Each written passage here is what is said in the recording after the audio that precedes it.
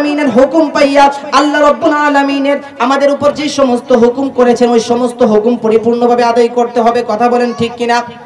কারণ এই দুনিয়াটা হচ্ছে পরীক্ষার স্থান, এই পরীক্ষার স্থান থেকে আমরা পরীক্ষা দিচ্ছি। কথা বলেন ঠিক কিনা?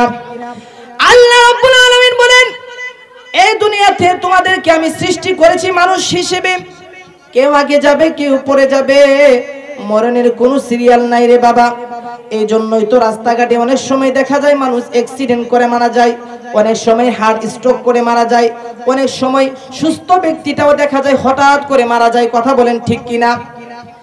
আমরা একদিন এই দুনিয়ার মায়া ত্যাগ করে কবরস্থ হয়ে যাব। কথা বলেন ঠিক কিনা? আমাদের পূর্বে যারা পৃথিবীতে আসছিল তারা পৃথিবী থেকে গত হয়ে গিয়েছে, কবরস্থ হয়ে গিয়েছে। এইরকম করে একদিন আমরাও যাব। এই জন্য মৃত্যুর প্রস্তুতি আমাদেরকে সব সময় রাখতে হবে।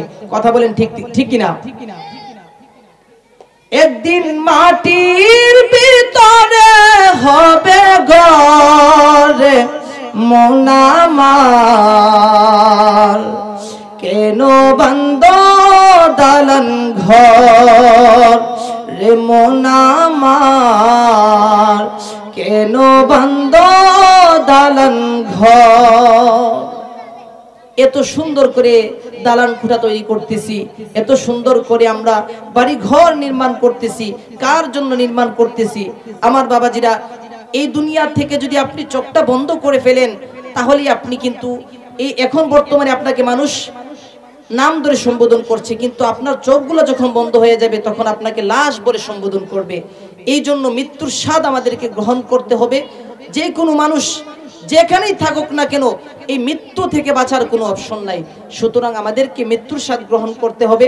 আমার ভাই আমাকে বলেছিল যে আমি যেন অল্প কিছু সময়ের মধ্যে মৃত্যু নিয়ে আলোচনা করি, কবরবাসীদেরকে নিয়ে আলোচনা করি।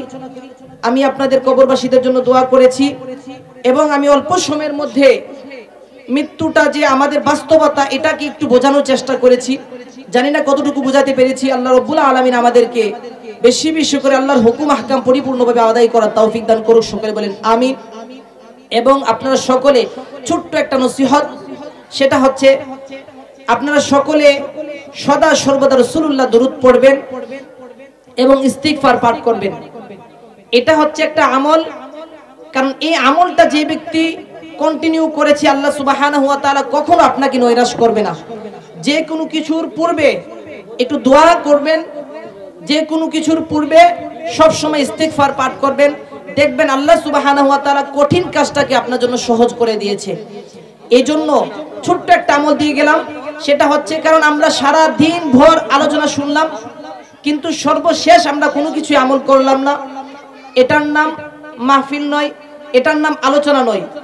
ছোট্ট একটা আমল করবেন, এটা থেকেই দেখা যাচ্ছে আপনার জীবন পরিবর্তন হয়ে যেতে পারে। সুতরাং আপনারা সকলে বেশি বেশি করে দুরূদ শরীফ পাঠ করবেন এবং বেশি বেশি করে ইস্তেগফার পাঠ করবেন। যে কোনো কিছুর পূর্বেই দুরূদ শরীফ এবং ইস্তেগফার পাঠ করবেন। আর আমরা তো দুরূদ শরীফ এমনিতেই পাঠ করতে পারি। কথা বলেন ঠিক কিনা? কারণ রাসূলুল্লাহর মুহাব্বত, ইশকি মুহাব্বত যার অন্তরের মধ্যে থাকবে সে কখনো রাসূলুল্লাহর দুরূদ ছাড়বে না। কথা বলেন ঠিক কিনা?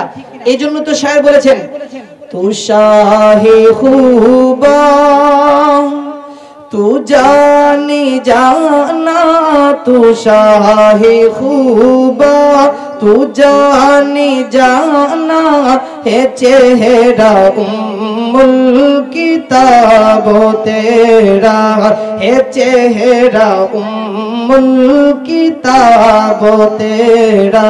न बन सकी है न बन सकीगा, न बन सकी है न बन सकीगा, मिसाल तेरी जवाब तेरा, मिसाल तेरी जवाब तेरा। না উনার মতো আমরা হতে পেরেছি, না কখনো উনার মতো হতে পারবো। এবং মিসাল তেরি জবাব তেরা, তার মতো কোন উদাহরণ দুনিয়ার জমিনে কখনো ছিল না। বাবাজিরা, আমার বন্ধুরা, এই জন্য রাসূলুল্লাহ বেশি বেশি পড়া দরকার আছে কি নাই? ইশক মুহাব্বত রাসূলুল্লাহর আমাদের অন্তরে পয়দা করার দরকার আছে কি নাই? মুল্লেন দিন ইউসুফ নূ खुद आप ही बिक जादी मुल लेंदिन यूसुफ नू खुद आप ही बिक जादी तकले दी जुलेखा जे तकले दी जुलेखा जे तस्वीर मोहम्मद दियो कहिए ना बनो सकी है ना बनो सकी गा मिसालो तेरी जवाब तेरा मिसालो तेरी जवाब तेरा तू शाह खूबा तू जाने जाना तू शाह खूबा तू जाने जाना है चेहरा उम्मुल किताब तेरा है चेहरा उम्मुल किताब तेरा। আমার বাবা জিরা আল্লাহ সুবহানাহু ওয়া তাআলা আমাদেরকে সকল আমাদের অন্তরের মধ্যে ইশকে রাসূলের প্রেম তৈরি করার তৌফিক দান করুন। সকলে বলেন আমিন। মূলত আমি কোনো আলোচক নই, আমি কখনো আলোচনা করিও না। আমার ভাই আমাকে স্টেজে বসায় দিয়েছেন, আমি মাঝে মধ্যে গজল করি এতটুকুই, এবং আপনাদের কাছে দোয়া নেওয়ার জন্য আসলাম। আমার বাসা হচ্ছে বুগির বামুটিয়া, ওইখানে আমার একটা মাদ্রাসা রয়েছে, মডেল মাদ্রাসা বুগির বামুটিয়া শেখ সাদি হাফিজে মডেল মাদ্রাসা। ওই মাদ্রাসাটা আমি নিজেই পরিচালনা করি, এবং আমার একটা মহিলাদের মাদ্রাসা রয়েছে। আপনারা সকলে আমাদের জন্য দোয়া করবেন। এই বছর আমাদেরও একটা মাহফিল রয়েছে, আমাদের মাদ্রাসার মাহফিল। এটা হচ্ছে ফেব্রুয়ারির 11 তারিখ। মাখদুম শাহ আসবে, সৈয়দ আওলাদ রসুল সৈয়দ মাখদুম শাহ আল মাদানী মাদাজিল্লাহুল আলী, উনি আমাদের মাঝে আসবেন। আল্লাহ সুবহানাহু ওয়া তাআলা যেন আমাদের মাহফিলটাকে কবুল করেন, এবং আপনাদের সকলকে দাওয়াত করা হলো, আপনারা সকলে যাবেন ইনশাআল্লাহ। আপনাদের জন্য মেহমানদারির ব্যবস্থা রয়েছে। আল্লাহ সুবহানাহু ওয়া তাআলা আমাদেরকে আমল করার তৌফিক দান করুক। ওয়া মা তাওফীকি ইল্লা বিল্লাহ। আলহামদুলিল্লাহ, অতি স্বল্প সময়ের মধ্যে অত্যন্ত চমৎকার আলোচনা ও উর্দু গজল পরিবেশন করেছেন শাহরিয়ার বিন সাদি।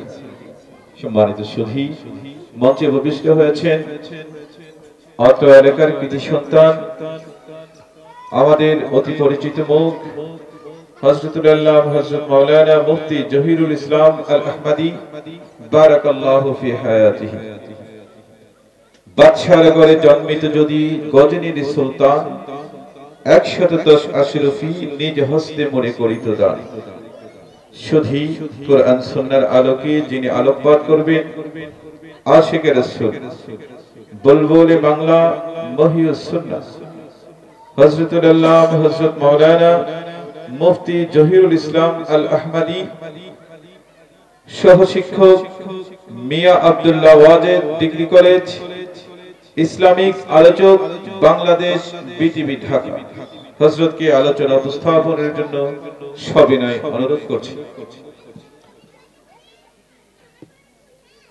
আসসালামু আলাইকুম ওয়া রাহমাতুল্লাহি ওয়া বারাকাতুহু। আসলে ওয়াজ করতে গেলে সময় লাগে, মানুষ লাগে, ঠিক না কথাটা? আসলে আমি হাজারীবাড়িতে আমার আত্মীয় মুজিবুর রহমান অন্ধকার আমার বিআই, এই জন্য প্রতি বছরই উনি দাওয়াত করেন, আসি, এটা মহব্বতের জন্য, আর কিছু না। এখানে যিনি কাইতলা দক্ষিণ ইউনিয়নের সম্মানিত প্যানেল চেয়ারম্যান